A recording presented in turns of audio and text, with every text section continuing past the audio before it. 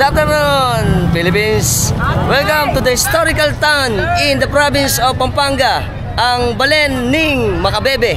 Andito po tayo ngayon sa bayan ng Macabebe kung saan gaganapin ang pistahan ni San Nicolas de Tolentino. Po ay September 10, 2025, alas 4:30 ng hapon. Naman natin ang kanilang kapistahan. Naging biyahe po natin sa Malolos ay 1.5 o mahigit pa na oras para makapunta rito sa ating bayan ng Macabebe. Konti kaalaman lang po sa bayan ng Macabebe, Pampanga. Alam niyo po ba ang Macabebe ay nakuha sa salitang bebe na ang ibig sabihin ay located on the shore. Sa Tagalog nito ay baybay o ibig sabihin malapit sa banks of Rio Grande de Pampanga. Siyempre nire-refer din sa Tagalog minsan ng Makabibe kasi nung araw dito dahil malapit sa ilog po ay mayaman sa kabibe.